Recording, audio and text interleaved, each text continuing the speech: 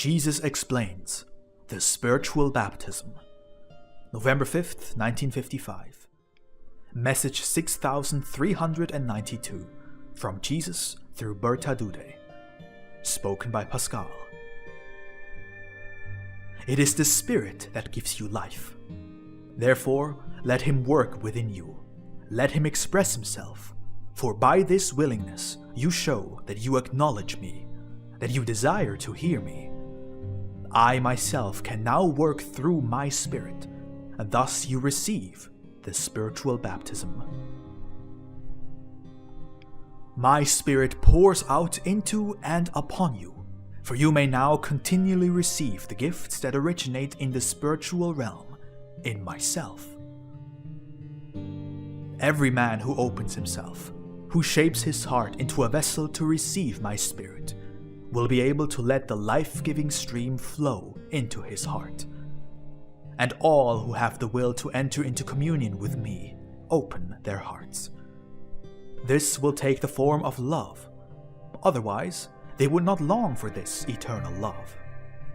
However, the outpouring of my Spirit into someone can occur with varying intensity, and it can therefore have different effects, depending on how much darkness had previously filled the heart in question.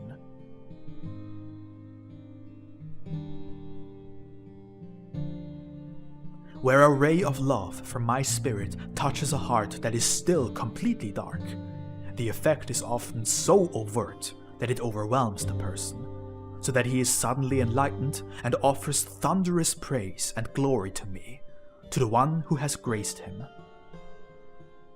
But it was, after all, his own will to receive my ray of love.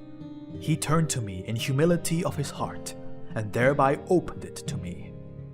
My Spirit, however, can flow in abundance into the hearts of those who keep their sights fixed on me. There, my Spirit works powerfully within the person, though not always visibly to others.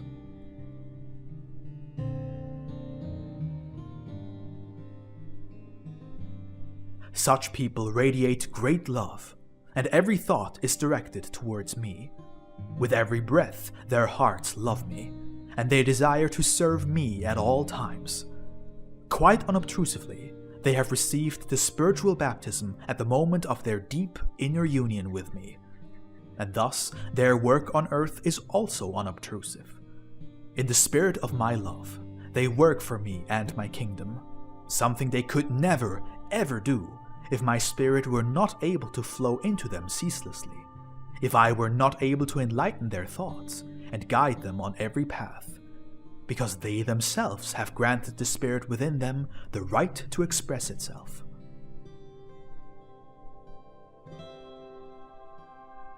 But no one shall believe that only striking phenomena reveal the outpouring of the Spirit. No one shall regard unusual events alone as a sign of the spiritual baptism. I work far more in secret than in public. Yet, in light of the great spiritual distress during the end times, I also appear visibly, thereby accommodating the childlike faith of those who expect unusual signs from me, because my disciples were once blessed with extraordinary gifts, and because they believe, it happens to them according to their faith. For I do not place an unbeliever in a state that compels him to believe.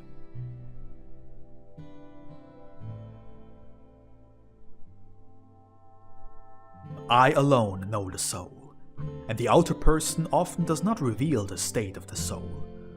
And where I discover a strong longing for light within a soul, I kindle it within her, which can at times render the body incapable of its usual activities. But blessed is the one who now allows the light to shine forth from his soul, who walks in the light of the soul, and who now remains faithful to me until the end. For he can still lead many people to me. He can work for me and my kingdom, which is the task of everyone upon whom my Spirit is poured out, so that he may seek to move the hearts of his fellow men to prepare themselves to become vessels of my Spirit. For only when I can work within a man is his destiny assured. For my Spirit guides you all towards the true goal, my Spirit works within you, so that you may seek union with your Father Spirit from eternity, and remain with Him forever. Amen.